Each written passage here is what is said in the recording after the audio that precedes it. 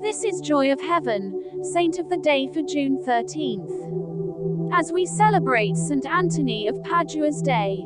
St. Anthony was born Fernando Martins in Lisbon, Portugal. He was born into a wealthy family and by the age of 15 asked to be sent to the Abbey of Santa Cruz in Coimbra, the then capital of Portugal. During his time in the abbey, he learned theology and Latin. Following his ordination to the priesthood, he was named guestmaster and was responsible for the abbey's hospitality. When Franciscan friars settled a small hermitage outside Coimbra dedicated to Saint Anthony of Egypt, Fernando felt a longing to join them. Fernando eventually received permission to leave the abbey so he could join the new Franciscan Order. When he was admitted, he changed his name to Anthony. Anthony then traveled to Morocco to spread God's truth, but became extremely sick and was returned to Portugal to recover. The return voyage was blown off course and the party arrived in Sicily, from which they traveled to Tuscany. Athony was assigned to the hermitage of San Paolo after local friars considered his health. As he recovered, Anthony spent his time praying and studying. An undetermined amount of time later, Dominican friars came to visit the Franciscans and there was confusion over who would present the homily.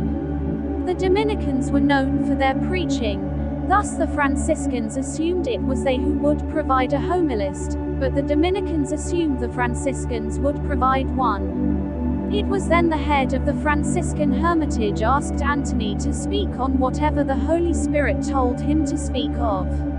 Though he tried to object, Anthony delivered an eloquent and moving homily that impressed both groups. Soon, news of his eloquence reached Francis of Assisi, who held a strong distrust of the Brotherhood's commitment to a life of poverty. However, in Anthony, he found a friend. In 1224, Francis entrusted his friars' pursuits of studies to Anthony. Anthony had a book of psalms that contained notes and comments to help when teaching students and, in a time when a printing press was not yet invented, he greatly valued it. When a novice decided to leave the hermitage, he stole Anthony's valuable book. When Anthony discovered it was missing, he prayed it would be found or returned to him. The thief did return the book and in an extra step returned to the order as well. The book is said to be preserved in the Franciscan friary in Bologna today. Anthony occasionally taught at the universities of Montpellier and Toulouse in southern France, but he performed best in the role of a preacher. So simple and resounding was his teaching of the Catholic faith, most unlettered and the innocent could understand his messages. It is for this reason he was declared a doctor of the Church by Pope Pius XII in 1946. Once, when St. Anthony of Padua attempted to preach the true gospel of the Catholic Church to heretics who would not listen to him, he went out and preached his message to the fish. This was not, as liberals and naturalists have tried to say, for the instruction of the fish, but rather for the glory of God, the delight of the angels, and the easing of his own heart.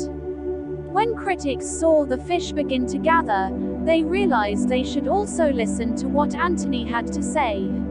He was only 35 years old when he died and was canonized less than 1 year afterward by Pope Gregory IX. Upon exhumation some 336 years after his death, his body was found to be corrupted, yet his tongue was totally incorrupt, so perfect were the teachings that had been formed upon it.